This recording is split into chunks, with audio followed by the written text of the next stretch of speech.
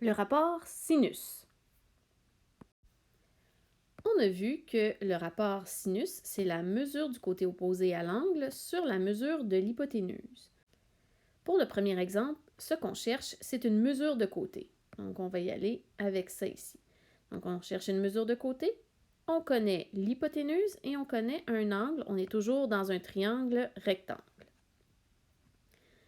X, c'est la mesure du côté qui se trouve à être en face de l'angle de 25 degrés. C'est donc la mesure du côté opposé. Et 50, c'est la mesure de l'hypoténuse. Alors, c'est pourquoi on est dans un rapport sinus, parce que par rapport à l'angle qui est connu, ce qu'on cherche, c'est le côté opposé, et ce qu'on connaît, c'est l'hypoténuse. Le rapport sinus dit que sinus de l'angle, c'est égal à mesure du côté opposé sur la mesure de l'hypoténuse. Alors, sinus de quel angle? Bien, l'angle qui est connu, 25 degrés, c'est égal à la mesure du côté opposé x sur la mesure de l'hypoténuse 50. Alors, pour trouver la valeur de x, qu'est-ce que je vais faire?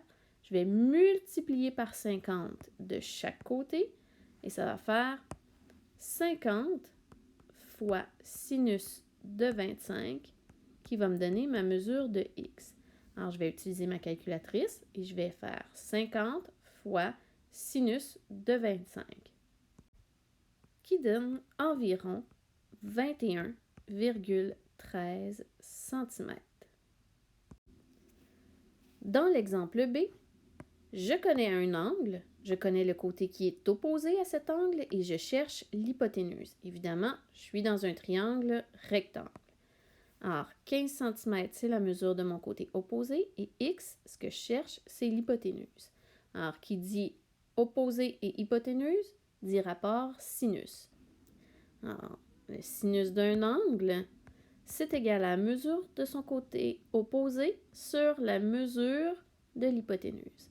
Alors, sinus de quel angle? L'angle de 20 degrés, c'est égal à la mesure du côté opposé, 15, sur la mesure de l'hypoténuse x.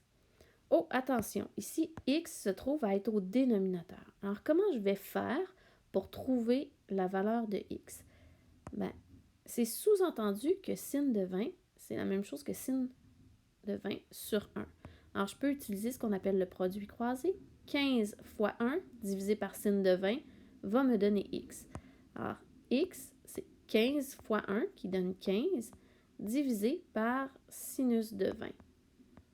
Alors, je vais prendre ma calculatrice et je vais trouver 15 divisé par sinus de 20 qui donne environ 43,86 cm.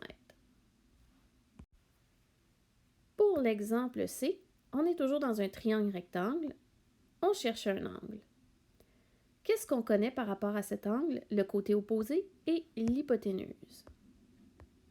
Alors, qui dit opposé et hypoténuse dit rapport sinus. Donc, sinus d'un angle, c'est la mesure du côté opposé sur la mesure de l'hypoténuse.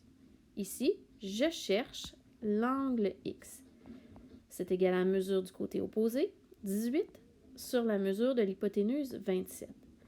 Comment on fait maintenant pour trouver x? On a vu précédemment qu'on ne peut pas diviser par sin parce que ce n'est pas un nombre. Alors, il faut faire l'opération inverse de sin. Quelle est cette opération inverse? C'est arc-sin ou la réciproque de sin, sin moins 1. Alors, sin moins 1 de quoi? Ben, de 18/27e. On doit dire à la calculatrice, voici le rapport. Maintenant, trouve-moi l'angle. Alors, x, c'est égal à sin moins 1 de 18/27e. Alors, on prend la touche deuxième fonction et sin moins 1 pour trouver la mesure de l'angle et c'est environ 41,8 degrés. L'exemple D était un peu plus complexe parce que ce qu'on cherche, c'est la mesure de x qui est ici, ce petit segment. Et ce petit segment est dans ce triangle ici. Et malheureusement, ce triangle-là n'est pas un triangle rectangle. Alors, comment on pourrait faire pour trouver cette mesure ici? Bien, la mesure de x, c'est la mesure de AB moins la mesure de DB. Alors, la mesure de x qui est ici, c'est la mesure de tout ce segment moins la mesure de ce segment ici. Alors, je vais devoir trouver la mesure de AB et je vais devoir trouver la mesure de DB. Comment faire ça? Mais la mesure de AB, elle appartient au grand triangle rectangle qui est ici. Et la mesure de DB appartient à ce triangle rectangle qui est juste ici.